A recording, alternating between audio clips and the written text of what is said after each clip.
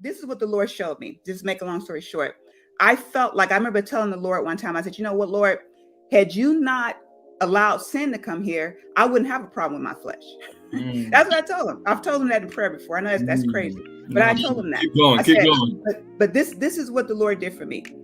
I had an issue because with me, I'm one of those, like I said, I'm one of those people that, and I'm regular like everybody else, but I like to deal with reality and deal with what's actually happening. Sure. So I would tell the Lord, you know, I feel this way, I think this way, I'm this way, I'm that way. And when I read the word, like reading the Sermon on the Mount, I don't know how you expect me to live right.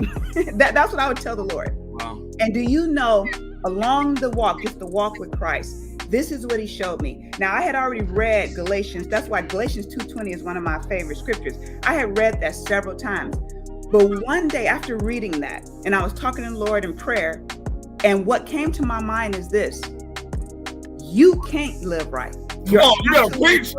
Come on. You cannot live right. Absolutely. So no matter what you do, because see, remember, I came from that setting of crossing the dot, dotting the I's, crossing the T's. I don't go here. I don't do this. I don't drink. I don't smoke. I don't mess with nobody that's not my husband. I don't this. I don't that. But see, this is more than a checkoff list. So that's not what this is about. This is about living a surrendered life to Christ, bowing the knee to God. So, but then he lives what I cannot live. He lives in me what I cannot live. And when I realized that, I was just like, man.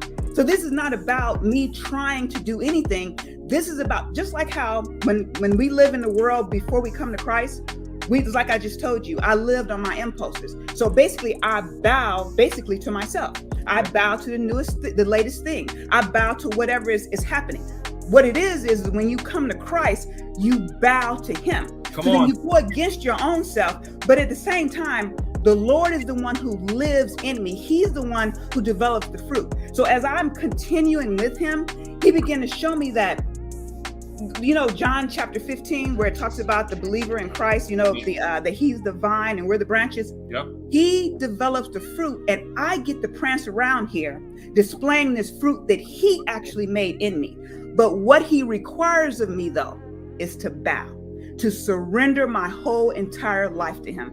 And that is, he made that so real to me. Come on. And as I'm just going along this walk with him, he just, and so from that point on, what kept ringing in my head was total surrender to Christ for the lordship of Christ.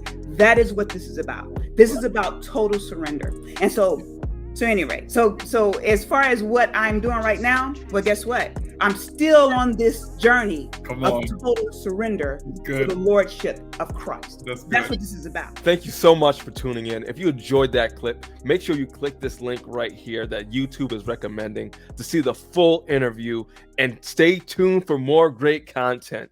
Grace and peace.